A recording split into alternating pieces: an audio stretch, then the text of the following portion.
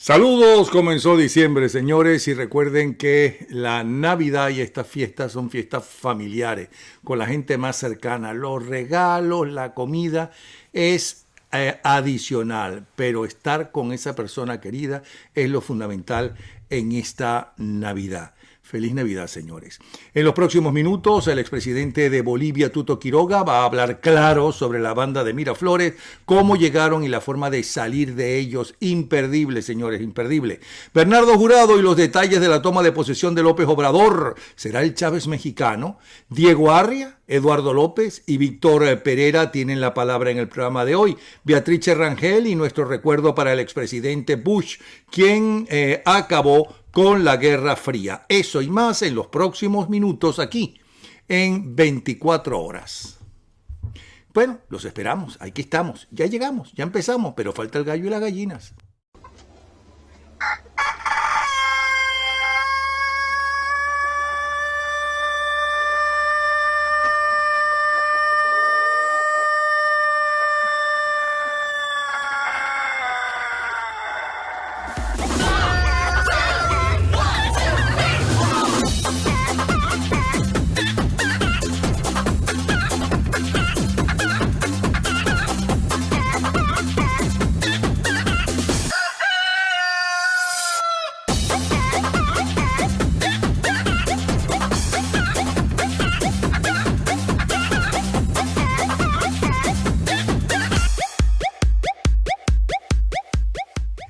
Y vamos a agradecer a las personas que hacen posible este programa con su colaboración. Ángela Sago, que por cierto tiene su más reciente trabajo, En nombre de los pobres los multiplicamos, que está en Amazon. Bernardo Jurado y su novela La fragancia de la rebelión. Carlos Rangel y su trabajo sociológico La Venezuela imposible, Aptitud Dance World. Doménica Ciortino Rialto, Curious Aluminio. Gracias a ellos tenemos 24 horas, Voz de la Libertad y la Democracia. Les saluda Napoleón Bravo, nuestro Twitter, o mi Twitter es Napoleón Bravo. Coproductora Beatriz Galindo y la producción general es de Argimiro Rodríguez y de Natalia Rodríguez. López Obrador decidió invitar a su toma de protesta al dictador venezolano Nicolás Maduro. Esta es su historia.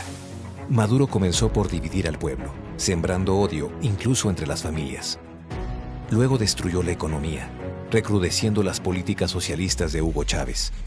Cuando los venezolanos se cansaron de la falta de alimentos y medicinas, decidieron protestar en las calles. Entonces, Maduro ordenó una represión brutal que costó la vida, el encarcelamiento y la tortura de miles de personas. Miles y miles abandonaron Venezuela en búsqueda de libertad y oportunidades. Después de acabar con la economía, Maduro acabó con la democracia, manipulando las elecciones y creando un Congreso Constituyente en el que no participa la oposición. Tampoco hay libertad en los medios de comunicación. Utiliza el sistema judicial para callar la disidencia y emplea juicios militares para procesar a civiles. En solidaridad con el pueblo de Venezuela, Acción Nacional lo dice fuerte y claro: Maduro, no eres bienvenido.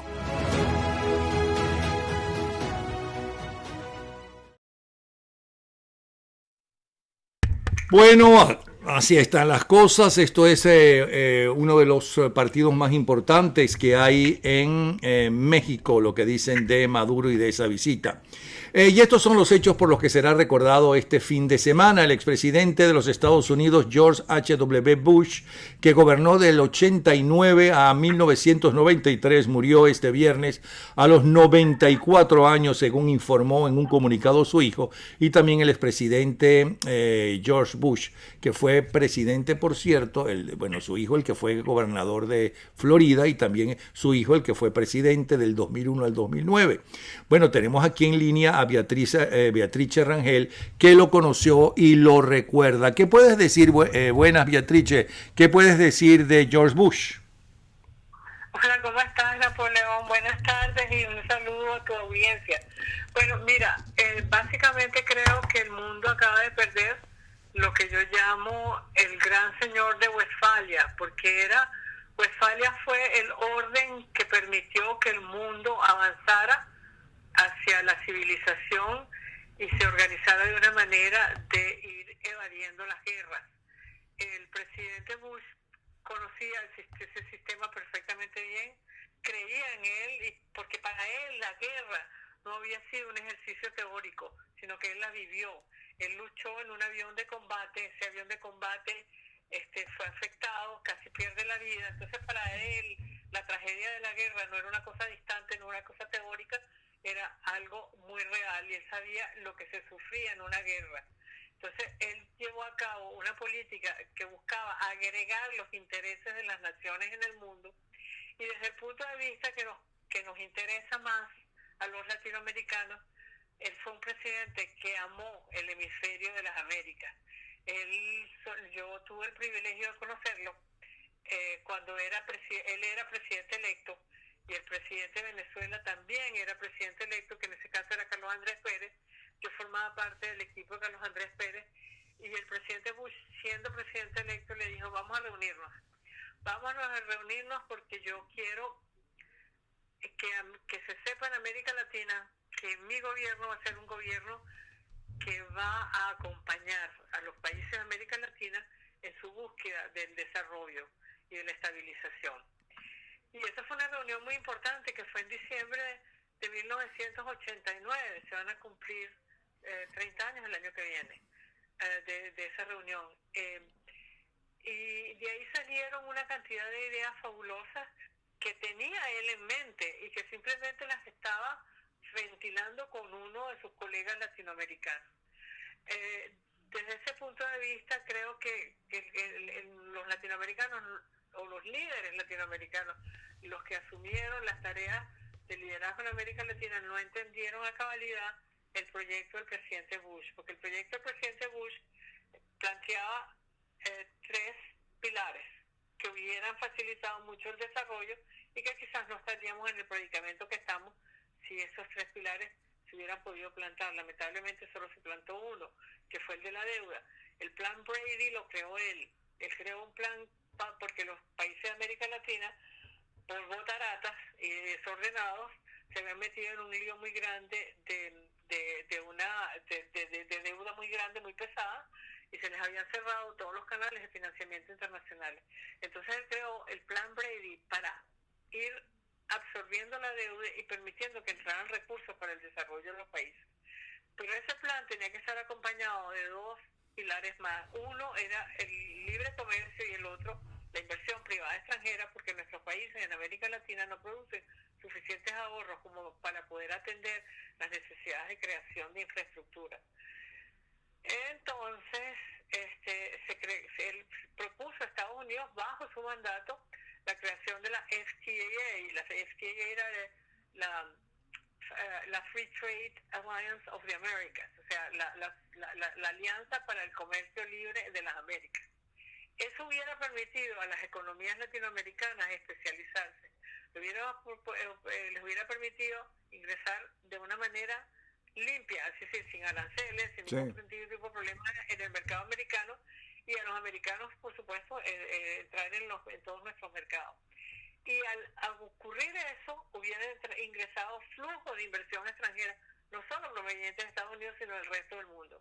Esas 2 cosas hubieran permitido crear con mayor celeridad y fuerza una clase media latinoamericana, que se calcula que de haberse hecho esas 2 cosas, hoy en día los países de América Latina tendrían un sector de clase media que estaría rozando el 55%, mientras que al no haber hecho estas dos cosas, al haberse negado a la FTA, que era uno de los pilares que el presidente Bush avisoraba para nuestro desarrollo, y por supuesto no venir la inversión extranjera, de los países que el país más exitoso, que es Chile, tiene un 40% de clase media. Sí. ¿Y el tercer punto? Bueno, eran los tres. Era primero la deuda, el segundo era el libre comercio, y el tercero era la inversión extranjera. Ah, ok. Pero el libre comercio, y el libre comercio, la parte del libre comercio la tumbó de una manera artera la diplomacia brasileña bajo Lula, hay que decirlo. El señor Celso Amorín llevó instrucciones de destruir esa parte, y lo destruyeron aquí en la ciudad de Miami. Una de las cosas que una de las cosas que se habla es que con Bush también finaliza la Guerra Fría, que tanto terror sembró tanto en los Estados Unidos como en Europa, especialmente en los años 50 y 60, por miedo a el estallido de una guerra mundial ya con armas atómicas. Claro, pero por supuesto, es que, bueno, yo me estaba refiriendo a América Latina, sí. pero el mundo no lo va a recordar por lo que él hizo por América Latina. El mundo lo va a recordar es por lo que hizo en el tema de finalizar la Guerra Fría. Él es el que hace finalizar la Guerra Fría, y lo hizo con una gallardía impresionante, porque nunca le sacó en cara al dirigente soviético: mira, te derrotamos, tú estás en el suelo, arrodíllate porque te voy a pedir. No, él con una gallardía impresionante inclusive se negó a una cosa que sus asesores le estaban diciendo que hiciera, que era ir a Berlín. No quiso ir a Berlín. Él dijo: este tiene que ser un día para los alemanes, y yo no voy a sacarle en cara a la Unión Soviética que la hemos derrotado, porque ahora lo que nos interesa es que la Unión Soviética se convierta en una sociedad democrática.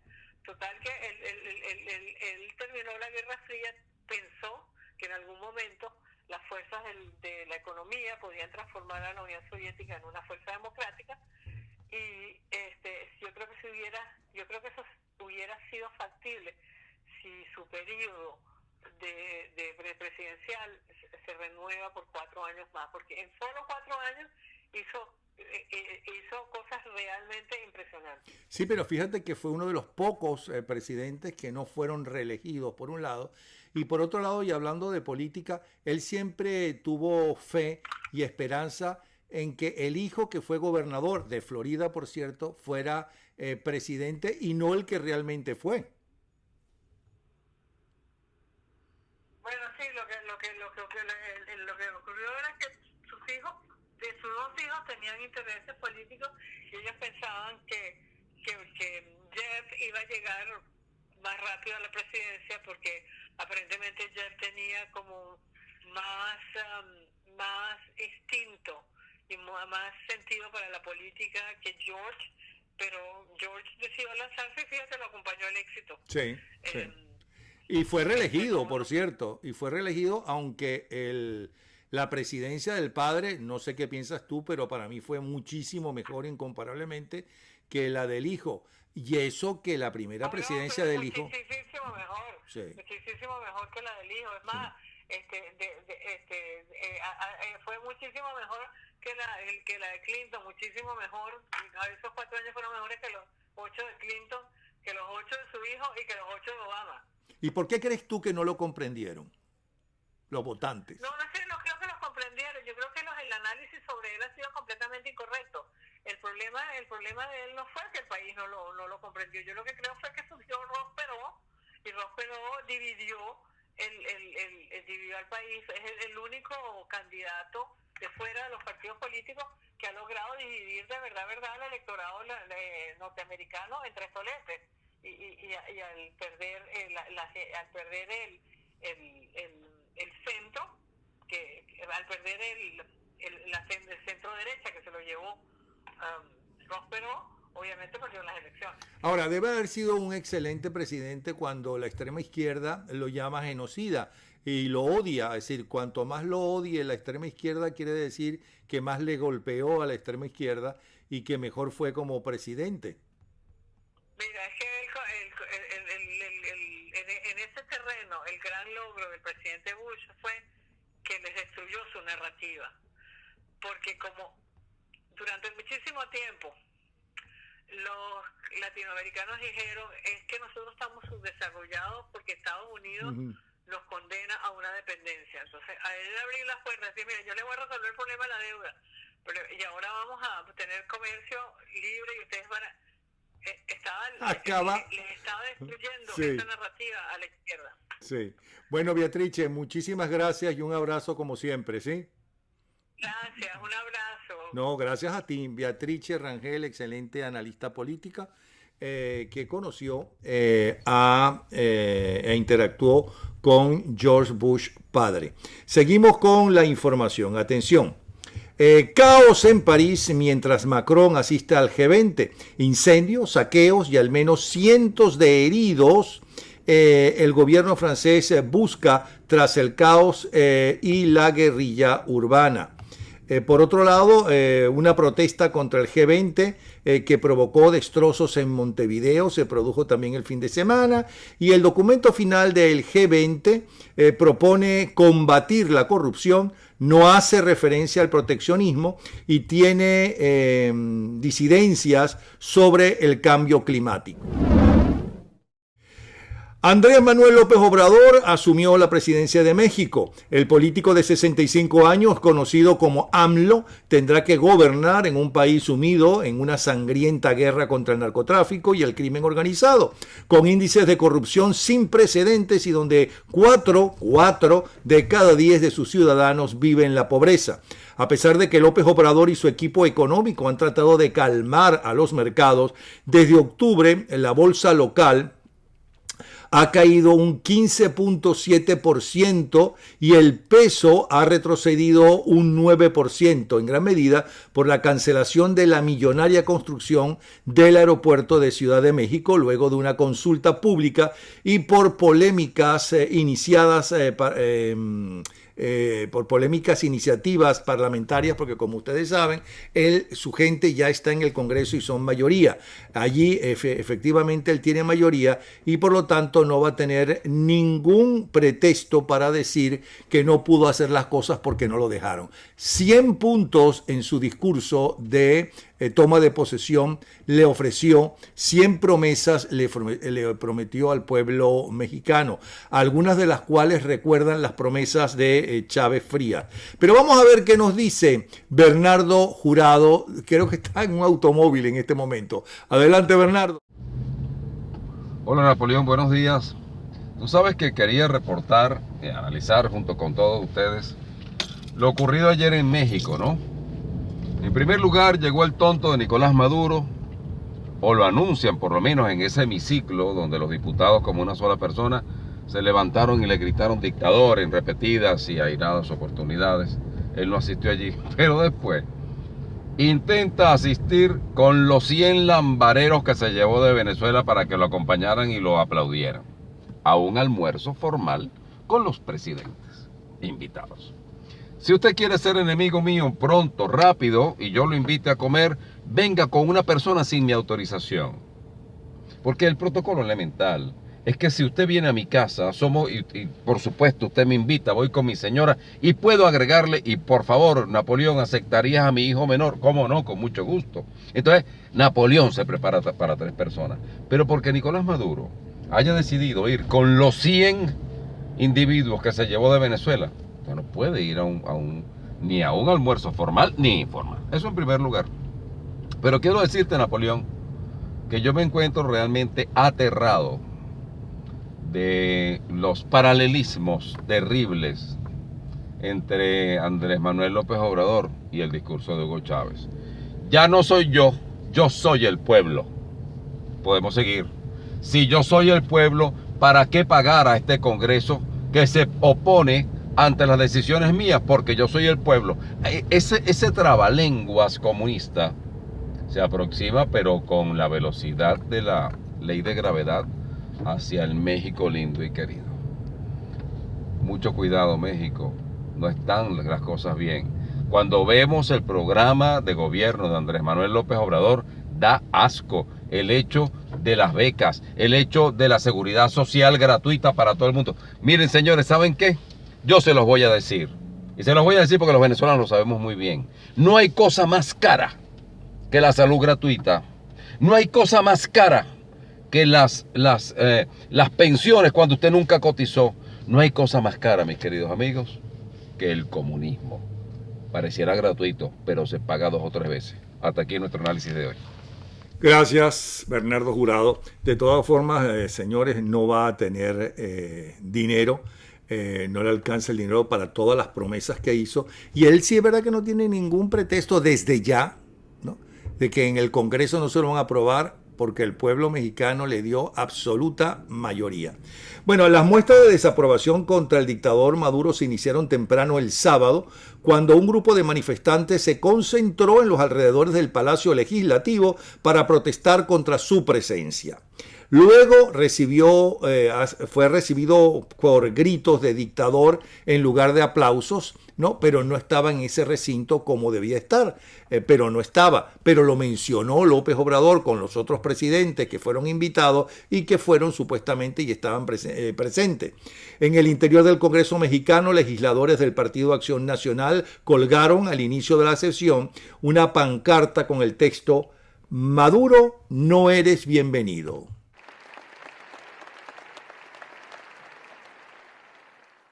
Nicolás Maduro Moros, presidente de la República Bolivariana de Venezuela.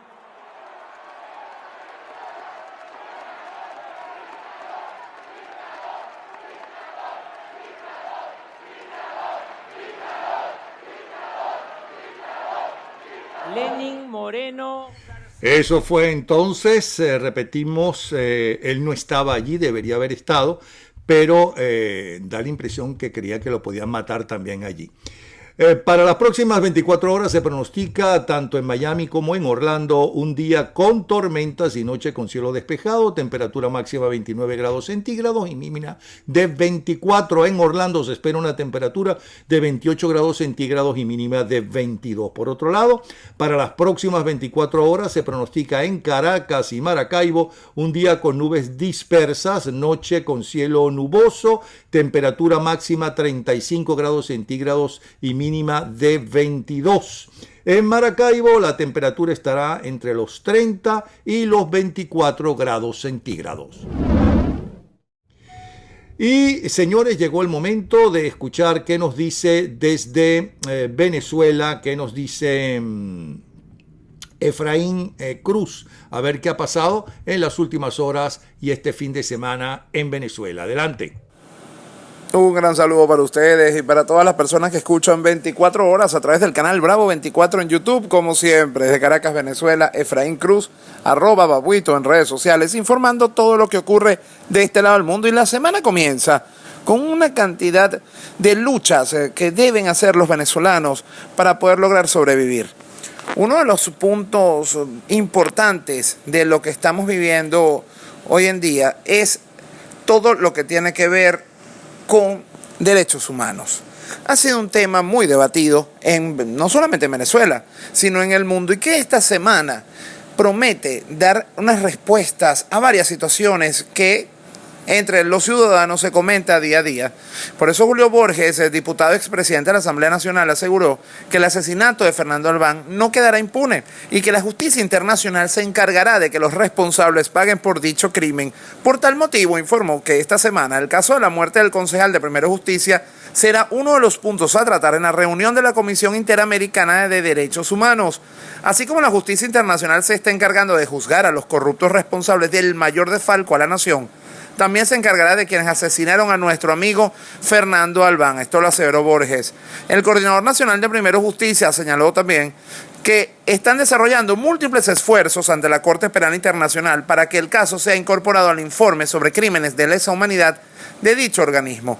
Asimismo, sostuvo que cada vez son más los elementos y atropellos que prueban el asesinato al concejal Albán, y denunció que desde el gobierno nacional se intentan desaparecer todo este caso de la opinión pública.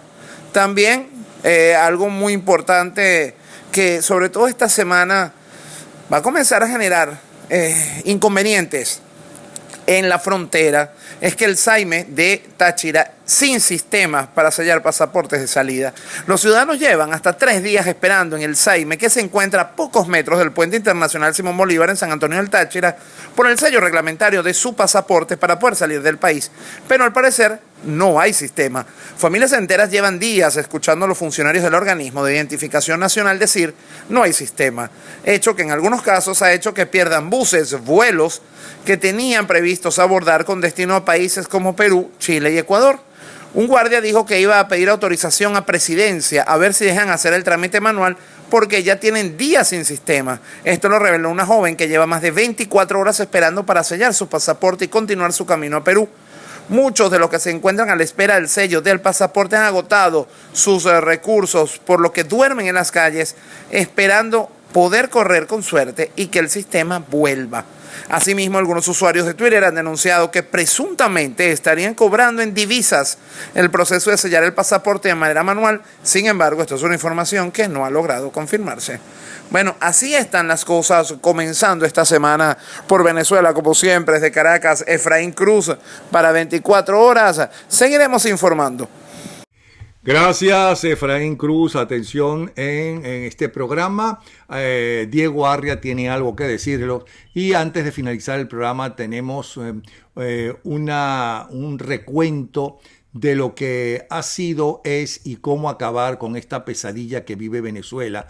Esto a cargo de Tuto Quiroga, que fue presidente de Bolivia. No se lo pierdan, porque se va a entender claramente no solamente lo que sucedió, sino cómo se ve desde afuera lo que está pasando en Venezuela.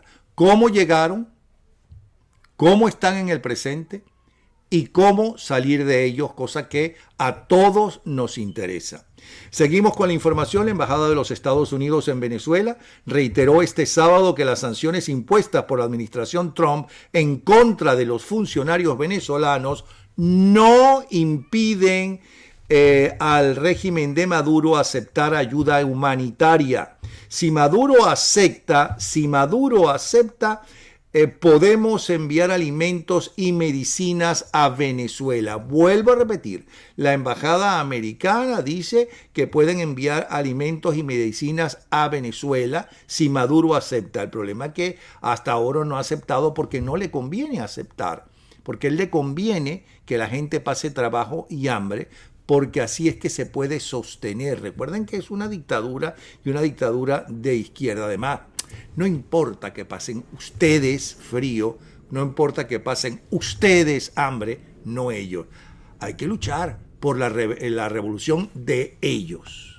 Todo ser humano, antes de ser parido, desde el momento en que es gestado en el vientre de una madre, tiene derecho a la alimentación. Eso lo sabemos, pero pareciera que falta voluntad para que eso se cumpla. No importa que andemos desnudos, no importa que no tengamos ni para comer, aquí se trata de salvar la revolución. No importa que andemos desnudos, no importa que no tengamos ni para comer, aquí se trata de... La patria querida, ya saben para qué es. La patria querida es para robarle el tesoro a la patria querida. Estados Unidos está listo para ofrecer asistencia de emergencia en alimentos y medicinas al pueblo de Venezuela si tan solo el gobierno de Maduro la aceptara. Nuestras sanciones lo permiten, repito. Sigo con la información. El diputado Carlos Paparoni asegura que Maduro está matando de hambre a los venezolanos con sus medidas económicas. Según Encovi, el 48% de los hogares en Venezuela viven en situación de pobreza, 48%. Pobreza. Y el 94% de los hogares tienen ingresos insuficientes. Y está acabando también con la clase media. 9 personas mueren diariamente en Caracas por falta de tratamiento contra el SIDA. 9 personas mueren. 9 personas mueren diariamente en Venezuela. 9. solamente por el SIDA. No, en Venezuela no, en Caracas. Esto es gravísimo. Productores agropecuarios en la frontera con Apure están siendo asesinados por delincuentes indígenas. Una buena noticia, señores, la Vinotinto superó a Canadá y pone un pie en el Mundial de China. Y ahora uno de esos chistes incomprensible, pero más bien parece que le faltara algo. Bueno, vamos a ver. Pero repito, para ser chavista, tú debes luchar contra la corrupción, no ser corrupto. Y mejor es que nosotros sigamos con nuestro programa. Incomprensible. Según Delcy Romero Rodríguez, el plan de subsidios del gobierno es más popular que Facebook, así como lo oyen, es más popular que Facebook. Y según el Alzami, el nuevo comienzo económico ha renovado la esperanza del país. Así como lo oyen. Pues, ¿cómo le explico? Yo soy chavista. Bueno, no. O sea, ya no, era chavista. Pero de los decentes, de los que no robamos. De los que no robamos. Yo no robé, no, en serio, no se ríe.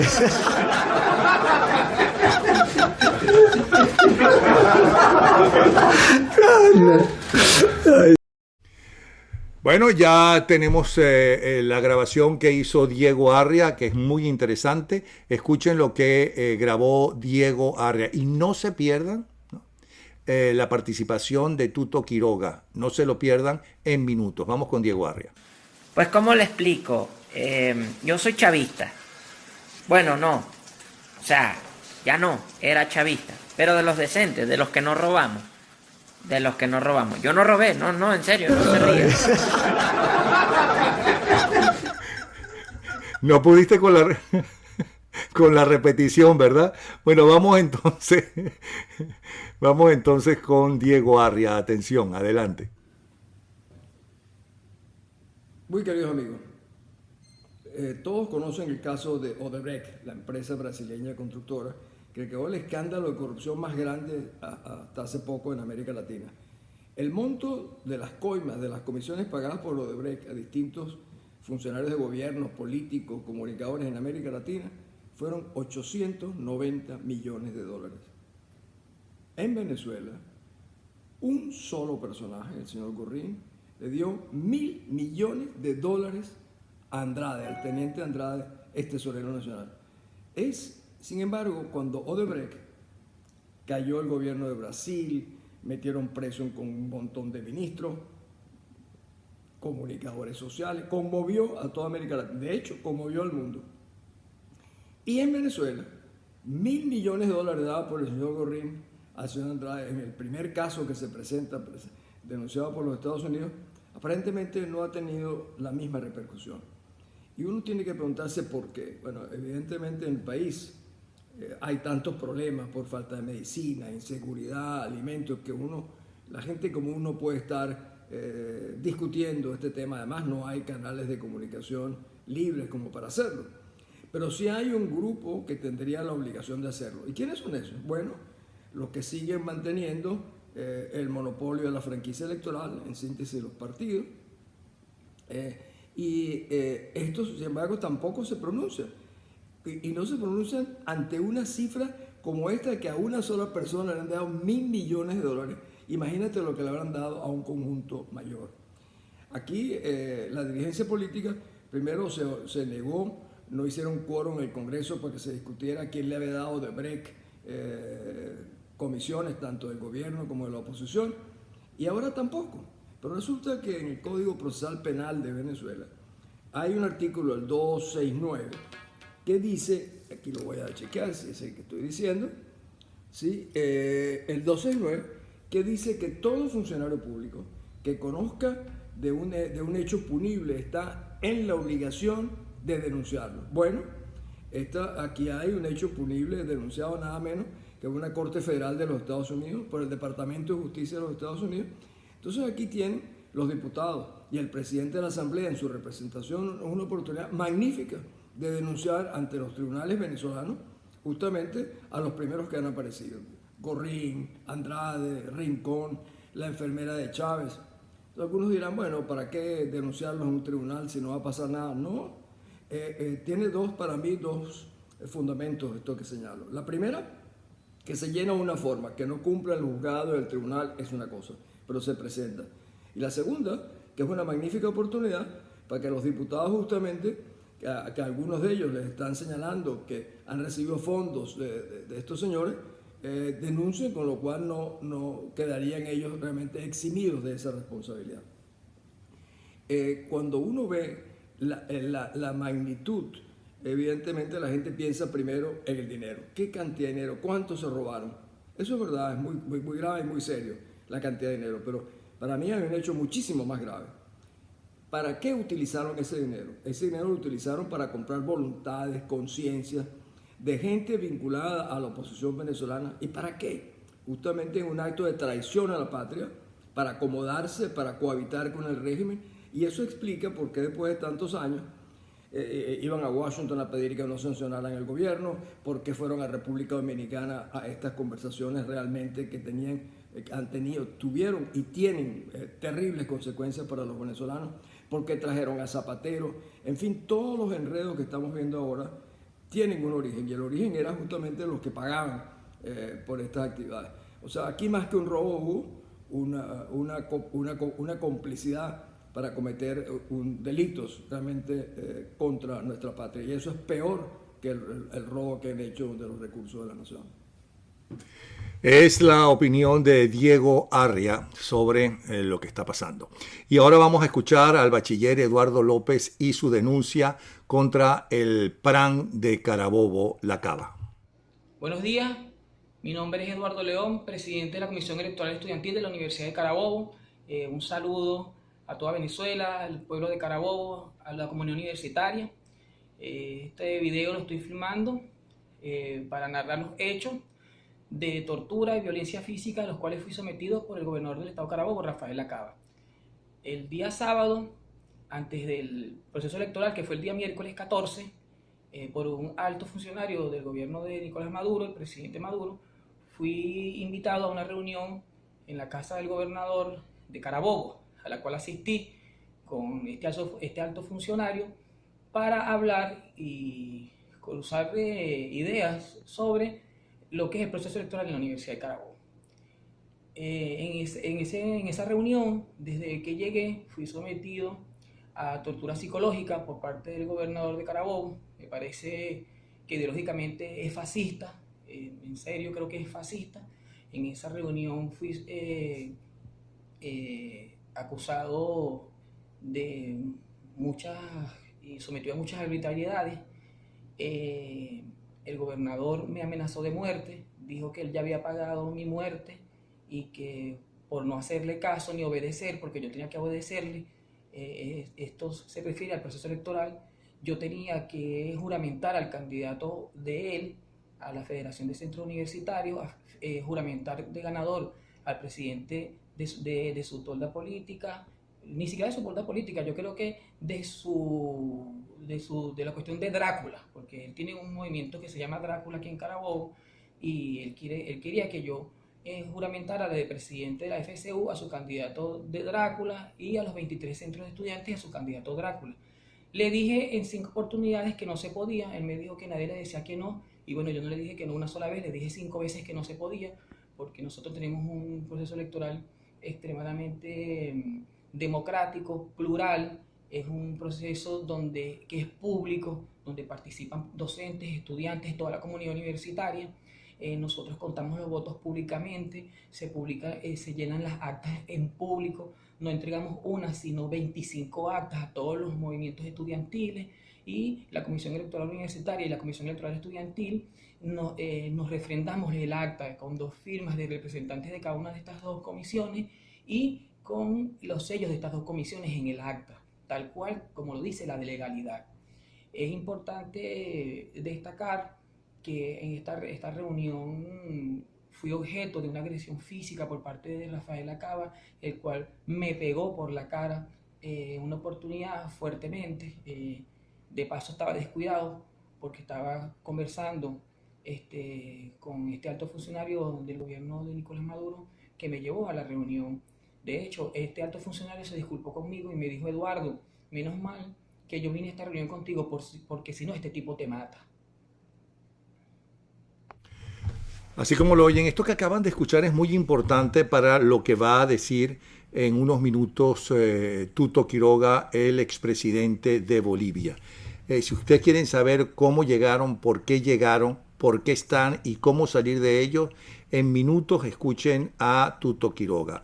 Ahora tiene la palabra Víctor Pereira con una denuncia. Mi nombre es Víctor Pereira, voy caminando hacia la Alcabala de Clarines. Desde las 4 de la mañana la carretera nacional hacia Barcelona está cerrada por un nuevo acto delictivo donde unos malandros delincuentes atravesaron unos miguelitos en la carretera, parando una unidad colectiva de Divino Niño, y cuando se bajó el hijo del chofer, que era el colector que llevaba el dinero en un bolso, forcejeando con los malandros, le dieron un tiro en el pecho y lo mataron. Todavía con vida el muchacho logra subirse al autobús, el padre lo trae hasta la Alcabala de Clarines, ya aparentemente sin signos vitales. El hombre atravesó el autobús y dijo que hasta que no le traigan los delincuentes no mueve el autobús, paralizando totalmente el tráfico hacia el sentido, en ambos sentidos. No hay hueso sano, hermano. En este país ya no hay hueso sano, estamos en un narcoestado. Lo saben todos los militares, lo saben todo el SEBIN, todo el 6CPC, lo saben todo el mundo lo sabe, todo el mundo involucrado.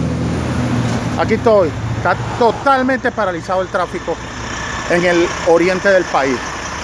Mientras todo ese dinero que se gastaron en la línea férrea y que haciendo ferrocarriles Tinacuanaco y que haciendo ferrocarriles Caracas hacia Occidente, todo se lo han robado y lo han dilapidado y lo siguen robando y lo siguen dilapidando.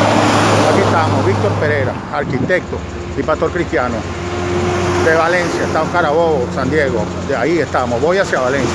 Vamos a ver cuándo podemos pasar y vamos a ver cómo enmendamos el dolor de ese padre que acaba de perder a su hijo con un tiro en el pecho por unos malandros sinvergüenza que pagan vacunas aquí en Clarines y todo el mundo sabe quiénes son. Y recuerden lo que dijo el otro día exactamente Daniel Lara Farías, que hay un ministerio dedicado a los pranes, a los delincuentes, que encabeza la delincuente mayor, que es Iris Valera, la PRAN mayor, que es Iris Valera. Pero vamos a ver cómo está ese Bolívar soberano arrecho, que está acabando con el dólar, que está acabando con todos en el triunfo de la revolución. Porque eso de que la gente no consigue comida, de que que hay gente que inclusive come de la basura, que eso todo es mentira. Además hay una gran paz social, la gente está feliz, la gente está con Maduro. Los que digan lo contrario, es que están vendidos al imperialismo. Vamos a ver qué nos dice Gustavo Díaz, director de Dollar Today. Adelante, Gustavo. Hola, Napoleón, y saludos a la audiencia de Bravo 24. El dólar abre este lunes 3 de diciembre en 406,15. El dólar implícito en 45,32. El dólar Dicón en 85,32. El dólar Bitcoin en 476,24 y el euro en 461,63. Hasta mañana. Hasta mañana entonces, 406,15, así están las cosas. Vámonos ahora a Perú, como todos los lunes, nos vamos a Perú con Víctor Ogmin. Víctor Ogmin, que es de OSI Noticias, nuestros amigos de OSI Noticias. Adelante, Víctor. Gracias por el pase, Napoleón. OSI Noticias informa en vivo desde Lima, Perú, para Bravo 24. Estas son las noticias más importantes de la semana. El expresidente Alan García habría pedido asilo a Costa Rica, Chile y México. El líder aprista habría visto más opciones además de Uruguay, algo que no pudo negar ni afirmar el congresista aprista Velázquez Quesquén. No lo puedo negar categóricamente, pero es una especulación que espero que se confirme o se desvirtúe en las próximas horas, ¿no? El equipo de trabajo Lava-Jato del Ministerio Público de Paraná, en Brasil, mediante un comunicado, respalda la confianza en el trabajo del equipo especial de la Fiscalía peruana, que dirige Rafael Vela, y destacó que Perú es uno de los países más activos en la solicitud de cooperación jurídica internacional en relación con las investigaciones desveladas por el equipo Lava-Jato. Roque Benavides, presidente de la Confederación Nacional de Instituciones Empresariales Privadas, criticó a la Fiscalía por incluirlo a él y a esta institución en las investigaciones contra Fuerza Popular, luego que asegurara que existe una persecución empresarial. La justicia tiene todo el derecho a investigar, pero cuando hay una cosa tan absurda como alguien no ha asistido a esa reunión y lo siguen citando, pues la verdad es que genera pues cierta suspicacia. Ante esto, el presidente Martín Vizcarra respondió lo siguiente. No hay, yo le puedo asegurar, no hay. Yo mismo he sido sujeto a investigación de más de 50 procesos por mi trabajo cuando estuve como gobernador regional en Moquegua. Y no puedo decir que me están persiguiendo. Hay que ir, para eso hay que tener mucha paciencia, hay que encarar todos y demostrar la verdad. Este domingo 9 de diciembre se realizará el referéndum nacional 2018, donde los peruanos tendremos que responder las 4 preguntas planteadas por el presidente Martín Vizcarra el pasado 28 de julio. Con la cámara de Javier Salazar informó Diego Comín, reportero de UCI Noticias, en vivo desde Lima, Perú, para Bravo 24. Volvemos contigo, Napoleón. Gracias, Víctor, desde Víctor Osmin, desde UCI Noticias. Bueno, señores, lo que van a escuchar es historia. El expresidente boliviano Tuto Quiroga está claro sobre quién está al frente del poder en Venezuela. Está claro y muy claro. No se trata de unos políticos, no se trata de políticos malos, ladrones, etcétera, porque claro que hay políticos ladrones, como hay periodistas ladrones, como hay arquitectos, ingenieros ladrones, unos mejores, otros que unos mejores profesionales, otros peores profesionales. Eso sucede porque somos seres humanos, vamos a estar claros. No, es que estos no son políticos. Estos son unos delincuentes, es una banda de delincuentes.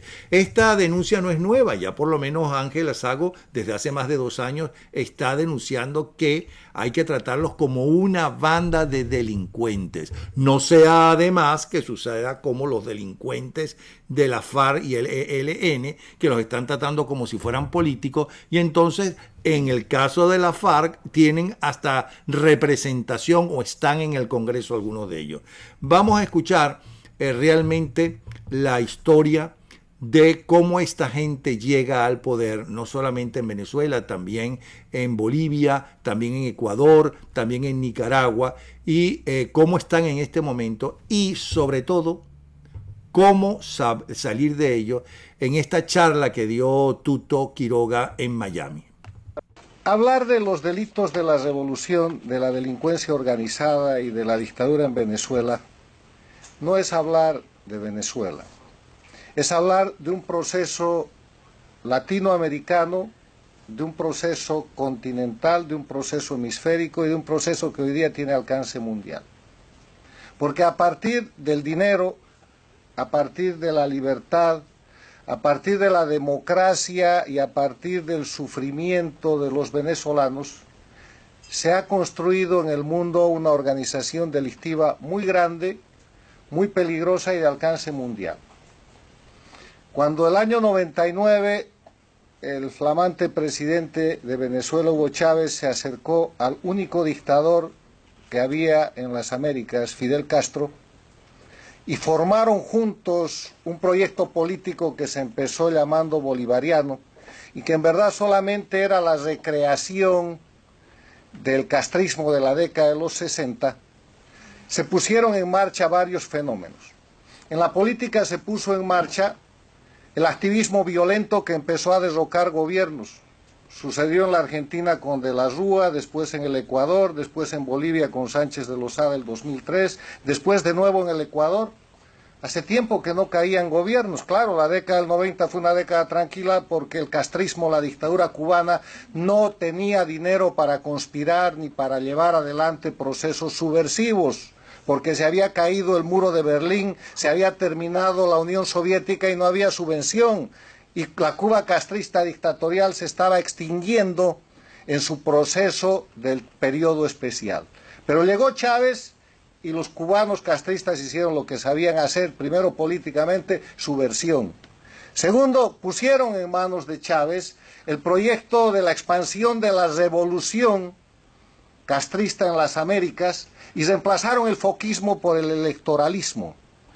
Y con el dinero de Chávez, de los venezolanos y el discurso populista, se apropiaron de las herramientas de la democracia y empezaron a ganar elecciones, entre comillas, para tomar el poder y a partir del poder destrozar las democracias con los instrumentos de la democracia. El primer ejemplo fue Venezuela. Chávez juró sobre la moribunda Constitución, hizo su constituyente y ese fue el principio del fin, porque empezaron a hacer legal lo inconstitucional, empezaron a hacer constitucional lo ilegal hasta legalizar el crimen e institucionalizar a través de lo que yo llamo leyes infames como normales y regulares acciones verdaderamente criminales. Pero eso no se detuvo en Venezuela. Se expandió por toda América y casi que tocó a Estados Unidos. Recuerden ustedes a Chávez promoviendo y otorgando dinero, combustible, petróleo y recursos en el Bronx de Nueva York, en estados de los Estados Unidos, o expandiéndose como ha logrado expandirse con un partido en España. Chávez manejó el dinero venezolano a discreción para crear dos cosas: darle vigor al proyecto criminal político castrista que había fracasado de manera armada con las guerrillas de los 60 y los 70 después de ensangrentar no solamente el continente sino también parte del África, y crear un mecanismo de control del poder al servicio del crimen organizado. Ese es el resultado que tenemos hoy día, del cual se ha librado por mecanismos democráticos la Argentina, del cual ha salido el Brasil al suplantar el gobierno del Foro de Sao Paulo, de Lula y de Rousseff, que está demostrándose su corrupción. El que resistió siempre el Perú, aunque sus dirigentes políticos con la otra mano participaban de la corrupción estándar a través, por ejemplo, del proyecto Odebrecht o de lo que se llama Lavallato, en el que cayeron los países del denominado Petrocaribe y aún se sostienen con el soborno del petróleo que les compra su voto a nivel internacional para sostener la mafia del socialismo del siglo XXI, del castrochavismo en los organismos internacionales, y que acaba de ser derrotada hace unos días con la primera votación histórica en la Organización de Estados Americanos, en cuyo Consejo Permanente la democracia ha derrotado al crimen organizado con el primer voto mayoritario que ha habido en contra de la dictadura de Maduro en Venezuela. Es que el tema es que a partir de esta situación hay dos Américas. Una América democrática y una América dictatorial, como yo la he descrito en un libro que ya tiene casi 2 años, pero que mirando la realidad objetiva de los hechos, esto va más allá. Hay una América democrática y una América dictatorial que se ha convertido en América criminal. Porque la dictadura es un concepto político, pero cuando el Estado es tomado por el crimen organizado, entonces eso deja de ser un concepto político para pasar a ser un concepto de amenaza a lo que es la seguridad y la paz internacionales y convertirse en crimen organizado transnacional que no está en el ámbito de la política, sino en el ámbito de aplicación de la Convención de Palermo que tanto se ha comentado. Ustedes conocen que la democracia como política tiene como elementos esenciales el respeto a los derechos humanos, la libertad, el Estado de Derecho, la división e independencia de poderes, las elecciones libres y justas y la libre organización política. Hay que aceptar también que en democracia hay corrupción. Hay corrupción donde hay ser humano, pero la democracia permite prevenir, acusar, sancionar y recuperar lo que se ha producido en materia de corrupción. Y si no, miren lo que está pasando en el Perú con presidentes, expresidentes presos, legítimamente perseguidos por casos de corrupción, lo que está pasando en el Brasil con Lula, y compárenlo con lo que está pasando en Venezuela, donde pese a 35 o 50 millones que recibió el dictador, nada vuela, o lo que pasa en el Ecuador, que es un país de este grupo de las dictaduras del crimen organizado, que está tratando de salir, pero que todavía con la otra mano encubre y no termina de incorporarse a la democracia. En cambio, en las dictaduras del crimen organizado, la corrupción es un elemento esencial, porque convierten ese elemento esencial en delitos de acción habitual para hacer leyes infames a través de un poder legislativo controlado, para controlar un poder judicial que produce encubrimiento, impunidad y que termina formando narcoestados. En esa dinámica, hoy día tenemos en América a Cuba, que es el líder de este grupo. Es un líder que ha puesto fuera de su territorio el centro, el hub del manejo, el eje del manejo del crimen organizado, que va del narcotráfico a los delitos que puedan imaginar, incluidos los delitos contra la libertad y la trata de personas que aquí se han comentado. Y ese hub que está ubicado en Venezuela está operado por la dictadura más antigua de las Américas. Es el castrismo el que está detrás de esto y tiene sus satélites en el gobierno del dirigente cocalero que también ha convertido a Bolivia en narcoestado, Evo Morales, y en otro lugar de lavado de dinero y de encubrimiento de una serie de delitos a través de simulaciones empresariales, que es Nicaragua con el dictador Ortega. Y este es un grupo muy poderoso. Ese hub que opera en Venezuela tiene control de estados, tiene poder político, tiene control de la fuerza a través de las policías y fuerzas armadas que subordinan y tiene control del poder judicial. Pero además tiene influencia internacional. El peligro internacional es que tienen gobiernos aliados, dictaduras como Corea del Norte, países interesados en el discurso antiimperialista o en la acción contra la democracia más importante del mundo, que son los Estados Unidos, como Rusia, Irán y otros países. Votan juntos en los organismos internacionales y tienen bloques que permiten a Cuba llegar a la Comisión de los Derechos Humanos de las Naciones Unidas, o que permiten a Bolivia formar parte del Consejo de Seguridad y presidir el Consejo de Seguridad. Atrocidades que ponen mecanismos de los organismos internacionales más importantes en manos del crimen organizado, con propósitos de encubrimiento y con propósito de sostenimiento. Controlan grandes lobbies. Tienen oficinas de relaciones públicas, pagan los mejores abogados, aprovechan los mecanismos del sistema de la democracia norteamericana para ejercer asesinato de reputación contra la gente que tiene el valor de denunciar estas dictaduras, y ustedes lo pueden ver día a día en la prensa, en las páginas web y en los mecanismos que utiliza la dictadura y que puede comprar, porque tiene control de medios de prensa directo y tiene control de medios de prensa indirecto. Es una mafia en control de estados y es una mafia con gran influencia internacional. Termino con una reflexión de que frente a este peligro tan grande, ¿qué se puede hacer? Primero hay que considerar que son un grupo de delincuencia organizada en declive. Eran mucho más poderosos hace 5 años, ahora están en decadencia porque están en evidencia. El primer consejo es entonces denunciar, ponerlos en evidencia. Valiente gente como la que me ha precedido en el uso de la palabra, Castro Cando, la señora Pacheco y la señora Petit, no solamente son investigadores, son héroes de la democracia a los que hay que respaldar y a los que hay que ayudar para incentivar a que haya más como ellos.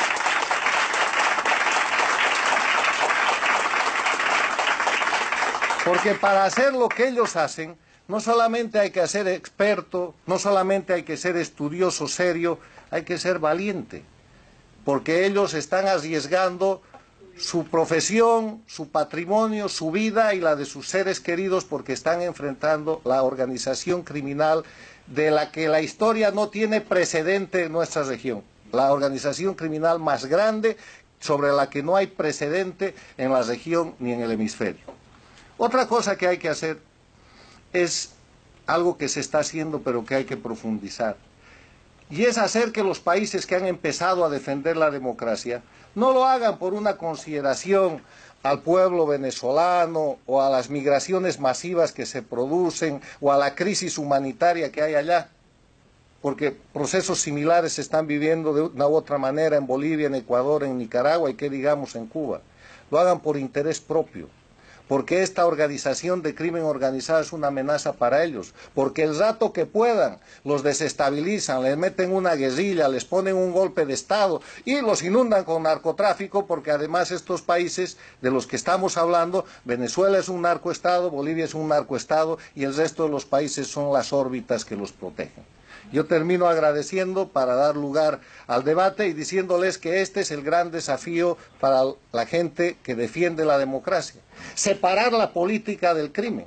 Los políticos pueden tener errores, pueden cometer delitos, pueden tener, y hay corruptos políticos, hay políticos corruptos, pero eso está muy lejos de lo que es la organización criminal que ha logrado controlar el poder político, que no son políticos, que no son gobernantes, que no pueden ampararse en la soberanía para proteger sus crímenes, que no pueden usar el derecho de haberse apropiado de estados para seguir ejerciendo el crimen y para pedir inmunidades y privilegios. Y esa es la gran tarea. Hay que separar la política del crimen organizado y señalar con claridad que Cuba, Venezuela, Bolivia y Nicaragua y el Ecuador en sospecha, si es que las cosas no son más claras, y Colombia bajo amenaza, están bajo la sombra y control del crimen organizado transnacional. Gracias. Más claro, señores, imposible. Tuto Quiroga, que fue presidente de Bolivia. Esto que dijo él, más lo que dijo Diego Arria hace unos minutos en el programa, y lo que la noche del lunes va a decir en el programa, vamos a recordar lo que decía Arturo Uslar Pietri, es importante para comprender lo que está sucediendo en el país y cómo salir de esta banda de delincuentes. Entonces, muchas gracias a las personas que han hecho posible y las compañías que han hecho posible este programa. Gracias a Ángela Sago y su libro En nombre de los pobres lo multiplicamos. Gracias a Bernardo Jurado y su novela La fragancia de la rebelión. El trabajo sociológico de Carlos Rangel, La Venezuela imposible. También a Super Rent Orlando, a Aptitud Dancewear, a Doménica Ciortino Realtor y a Curious Aluminium. Todos ellos han hecho posible este espacio de 24 horas, voz de la libertad y la democracia.